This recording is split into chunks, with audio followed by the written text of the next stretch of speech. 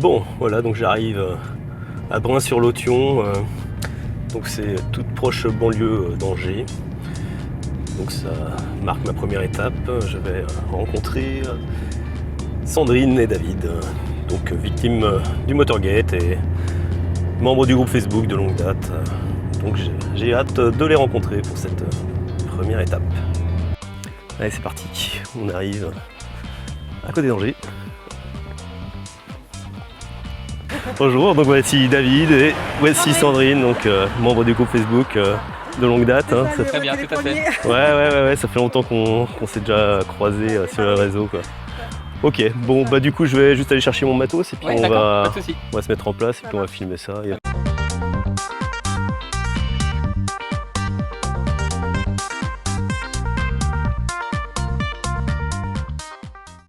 Sandrine, bonjour. Bonjour. Tu vas être la première interviewée de ce Tour de France, on va dire, donc honneur à toi. Donc c'était donc Renault Captur. Ouais, Renault Captur. Et puis elle était vraiment nickel, la voiture, elle était rutilante. Marque, je vois pas comment. Toi, l'histoire avec la marque, en fait, il est sur familial. Mon père a eu beaucoup de Renault, il en a toujours une d'ailleurs.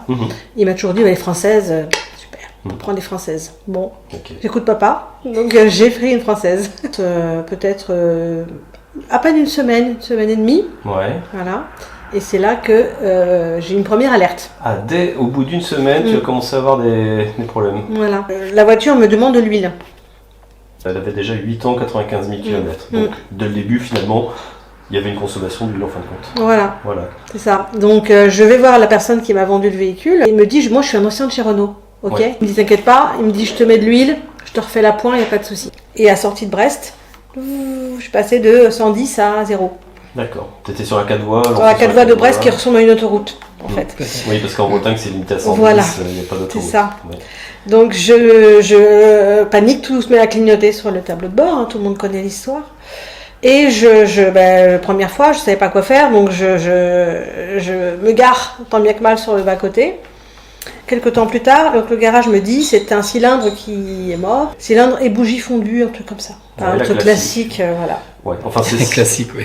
Bougie, cylindre, il me dit des mots comme ça, je suis oh là là, d'accord, ok. Il me dit vous inquiétez pas, je vous fais ça, machin. Du coup, donc je récupère ma voiture, elle roule très bien, je la fais, voilà, je passe le truc. Moi je pars en vacances, je suis sereine. Je repars de Bordeaux, il doit être à peu près 15 août en après-midi. Et là, je passe de 130 à 0. Et là, je fais OK. Et tout s'allume, le moteur, casse-moteur, les machins, les messages, tout ce qu'il y a pour tout le monde tout le temps. Et là, je me dis, Bon. C'est-à-dire que tu étais quand même sur l'autoroute à 130 km/h. Techniquement, enfin, comment que ça se passe ? C'est une frayeur ? Comment ça se passe ? Une impression déjà vue. Enfin, tout est possible dans ce cas de figure, d'avoir un accident, d'aller dans le fossé, tout ce qu'on veut, parce qu'on panique quand même si j'avais déjà fait. Première fois, et deuxième fois, on fait waouh, c'est périlleux, c'est anxiogène. Donc je vois avec eux et ils me disent casse-moteur. Je dis, mais on fait quoi ? Ça coûte 9 000 € à réparer. Je dis, c'est quasiment le prix de ma bagnole en fait. Là, ça faisait quand même moins d'un an que tu l'avais. Ouais. Donc j'ai dit, moi je peux pas, j'ai pas le budget. Moi j'ai mis toutes mes économies dans cette voiture. Donc à aucun moment je peux vous sortir 10 000 €. J'ai pris la décision au bout d'un an de vendre la Captur. Ok. Et donc du coup, quel est ton ressenti sur toute cette histoire ? Je pense que Renault, lui, minimise complètement les choses. Autant dans les garages qui ont un discours bien normé en disant nous on sait pas ou voilà c'est de votre faute, etc. Je vois avec les autres victimes, on est tous dans la même barque. On a tous les mêmes discours, on a tous les mêmes. On se confronte tous au refus de prise en charge. Je suis dégoûtée parce que c'était vraiment pour moi des économies que j'ai investies dans l'achat d'une voiture qui pour moi devait tenir la route. J'adore ma Captur. Beaucoup. Ouais, donc c'est un crève-cœur ce qui s'est passé. Ah oui, non, mais je pleure. Enfin, franchement, j'ai limite encore la larme à l'œil 2 ans après quand je vois passer la même voiture que la mienne. Ça me serre le cœur. Vraiment, c'est débile, hein, mais c'est ça. Non, c'est pas débile. C'est ça, voilà. C'est humain et c'est vrai que je me dis, c'est ridicule, c'est une voiture, mais c'est une voiture dans laquelle j'avais investi des choses en fait. Voilà. Pour moi, j'avais investi de l'avenir dans cette voiture à la base. Je comptais pas m'en débarrasser au bout de 9 mois.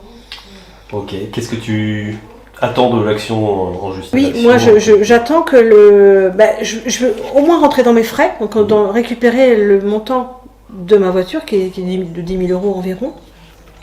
J'attends qu'on reconnaisse aussi mon préjudice parce que j'ai eu 2 fois dans 2 circonstances similaires des pannes et une casse. Voilà, les deux étaient vraiment similaires. Dans les deux, j'ai flippé quoi. Enfin, donc je suis chanceuse parce que entre guillemets, il m'est rien arrivé de grave. J'ai pas eu d'accident, de moteur qui explose, ce genre de choses comme j'ai pu voir dans d'autres. Ce que tu dis est intéressant parce que c'est le discours qu'on entend de presque toutes les victimes jusqu'à aujourd'hui, puisqu'on n'a pas encore eu d'accident corporel. Mais tout le monde se dit chanceux en fin de compte de ce qui lui est arrivé parce que ça aurait pu être plus grave. Voilà. C'est du stress, c'est de la peur, mais à aucun moment, heureusement, j'ai été touchée physiquement. Voilà. Moi, j'ai des problèmes de santé. Aujourd'hui, je conduis des voitures manuelles, ça me flingue, mais j'ai pas le choix. Ouais. Je fais comment? Sinon, là, j'ai une voiture Renault de location. Voilà. Et même là, j'ai eu peur en fait, en me disant tiens, voilà une Renault pour une semaine, j'ai peur. Ouais, malheureusement. Ouais. C'est nul, hein, mais j'ai peur. Voilà, donc c'était Sandrine qui nous a raconté son Motorgate. Merci d'avoir suivi cette vidéo. Je vous invite à la commenter ou à la liker et surtout n'oubliez pas de vous abonner à notre chaîne YouTube. Vous pouvez suivre ce Tour de France sur la page Facebook qui y est consacrée. Donc je mettrai tous les liens en description de cette vidéo. Si vous aussi vous souhaitez témoigner lors de ce Tour de France, n'hésitez pas à me contacter par messagerie. Et en me détaillant vos coordonnées et votre histoire, votre propre Motorgate.